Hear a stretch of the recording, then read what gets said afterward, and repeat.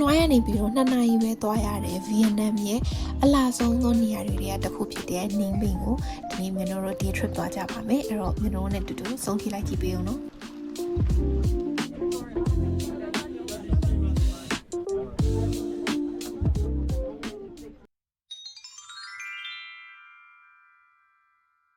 ဒါကတော့မြန်နိုးတို့ရဲ့ tour bus ပေါ့နော်အရှိရ tour guide ကနေပြီးတော့တနေ့သွားမယ်လာမယ်အစီအစဉ်တွေအကုန်လုံးရှင်းပြနေရဖြစ်ပါတယ် The most famous product for Vietnamese people. What's the most famous one? အခုရောက်နေတာကတော့မြန်နိုးတို့ရဲ့ပထမဆုံး stop ဖြစ်တဲ့ Baiting ပဲခူးတောင်ရောက်နေရဖြစ်ပါတယ်ပဲခူးတောင်မှာကားရပ်ဖို့လှုပ်ထားပေးတဲ့နေရာနဲ့တကယ်ပဲခူးတောင်ကိုရောက်ဖို့နည်းနည်းလိုသေးရပေါ့နော်အဲ့တော့သူတို့ကဒီလိုမျိုး electric shuttle bus လေးတွေစီစဉ်ပေးထားပါတယ်ကျွန်တော်တို့4-5 မိနစ်လောက်တော့စီးလိုက်ရတယ်ပေါ့နော်စီးပြီးတော့အခုတော့ပဲခူးတိုင်းရဲ့တကယ် entrance ကိုရောက်ပါပြီကျွန်တော်တို့ခရီးသွားတိုင်းဘယ်တော့မှဒီလိုမျိုးထိုးနဲ့မသွားပြဘူးပေါ့နော်ဒီခါတော့ထိုးပါတယ်ဆိုတော့ထိုးပိုက်ကနေပြီးတော့ဒီချာသူတို့ရဲ့ history တွေသူတို့ရဲ့ culture တွေအကြောင်းသိချရှင်းပြရဲဆိုတော့ကျွန်တော်တို့လည်းသိချသိရတာပေါ့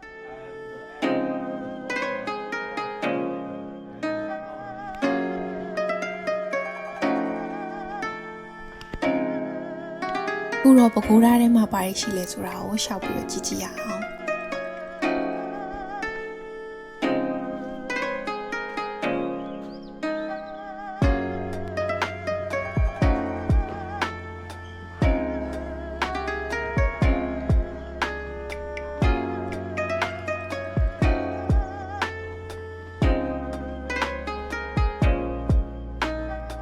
ဒီပဲခူးသားကဗီယက်နမ်မှာဆိုလို့ရှိရင်အကြီးဆုံးဗုဒ္ဓဘာသာကျောင်းအဆောက်အအုံတွေက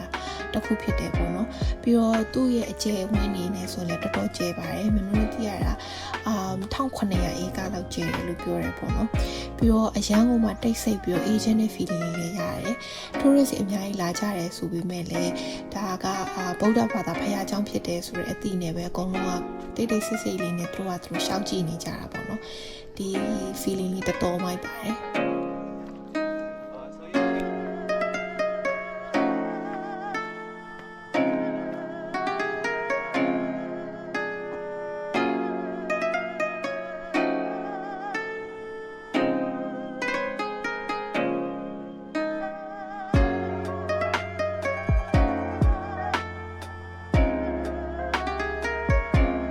ကျွန်တော်တို့ပဲခူးတိုင်းမှာကြည့်နေတာတွေအကုန်လုံးကြည့်ပြီးသွားပြီဆိုတော့အခုတော့ name ပင်နဲ့ highlight လို့တော့မှပြောလို့ရတယ် Frank and Boat Ride ကိုဆက်ပြီးတော့သွားကြပါမယ်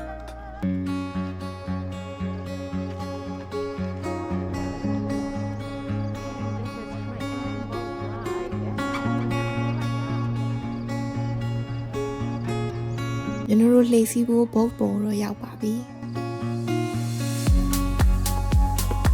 ကျွန်တော်တို့လာတာနေ့လေလုံးဝတဲ့အချိန်လိုမျိုးဆိုတော့နေတော့တော်တော်ပူပဲပေါ့နော်ဒါပေမဲ့မိုးလေးလေးနည်းနည်းအုံနေရတယ်ဆိုတော့အရန်ကြီးအဆိုးတော့မဟုတ်ပါဘူး Frank and က UNESCO World Heritage Site အနေနဲ့သတ်မှတ်ထားတဲ့နေရာပေါ့နော်သူကလေပုံရောက်တာနဲ့ကိုပဲဘေးနားပတ်လည်မှာရှိတဲ့ limestone တွေကြီးကြီးလေးနဲ့အရန်ကိုလှတဲ့ရှုခင်းတွေမြင်ရမှာပါတော့ဓာတ်ပုံကိုဘယ်နေရာပဲရိုက်ကိုရမ်းလှနေရဆိုတဲ့ feeling လေးတွေရမှာပေါ့နော်ပြီးတော့ဒီ boat tour ရဲ့အထူးခြားဆုံးပိုင်းကတော့သူက cave လေးအောက်ကနေပြီးတော့လှေနဲ့ဖြတ်သွားတာပေါ့နော်တချို့ cave တွေဆိုလို့ရှိရင်အရန်နေတော့ခေါင်းငုံပြီးတော့ဖြတ်သွားရတယ်ပေါ့နော်အဲ့တော့အရန်စိတ်ဝင်စားဖို့ကောင်းပါတယ်အဲ့တော့ညနိုးရှိရှိဝေးဝေးမပြောတော့ဘူးတူတူပဲ view လေးတွေကြည့်လိုက်ရအောင်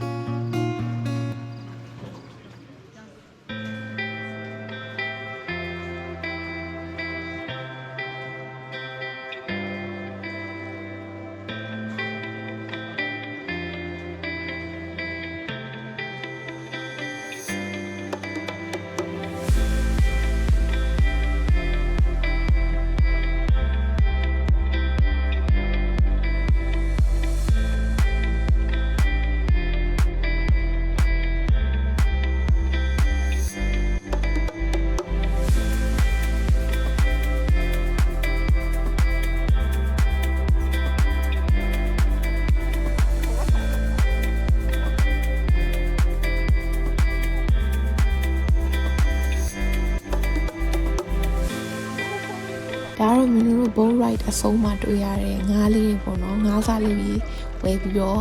ငါးစားကျွေးလို့လည်းရပါတယ်အခုရောက်နေရတော့မင်းတို့ trip ရဲ့ final stop ဖြစ်ပါတယ်Moa Cave လို့ခေါ်တယ်ပေါ့နော်Vietnam လို့ဆိုလို့ရှိရင် Moa ဆိုတာ dancing လို့ခေါ်တယ်လို့ပြောရတော့ကနေလေကိုလို့ပဲပြောရမှာဒါပေမဲ့မင်းတို့အဓိကလာတာကတော့ကိုကိုကြည့်ဖို့မဟုတ်ဘူးပေါ့နော်ဒီအပေါ်ကနေပြီးတော့နင်းပင်ရဲ့လုံးဝအလှဆုံး view point တွေကိုတွေ့ရတယ်လို့ပြောပါတယ်အဲ့တော့ view point တွေကိုလာကြည့်တာပါအပေါ်မှာ view တွေဘယ်လောက်လှလဲဆိုတာမင်းတို့နဲ့တူတက်ကြည့်လိုက်ရအောင်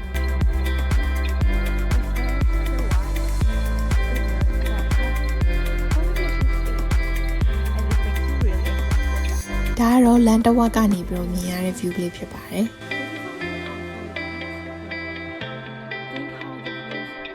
ဒီမှာလမ်းနှစ်ချမ်းကွဲနေတယ်ပေါ့နော်အဲ့တော့မျိုးတို့ပထမဆုံးဒီ Lion Dragon Top ဆိုတဲ့ဒီဘက်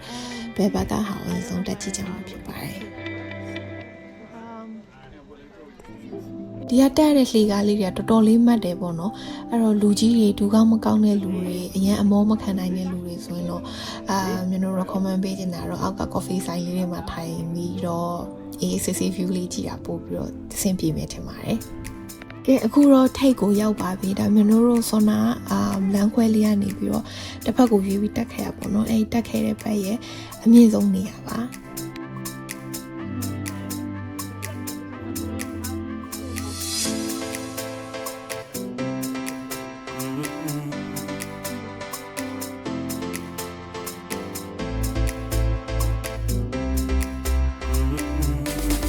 ခုကတော့တပုံလေးကိုပြင်စီတက်တုံတော့မှလေကားတွေတော်တော်မတ်လာပြီထင်တာဆင်းတဲ့အခါကျတော့ပို့ပြီးတော့အသေးရမှုကောင်းပါတယ်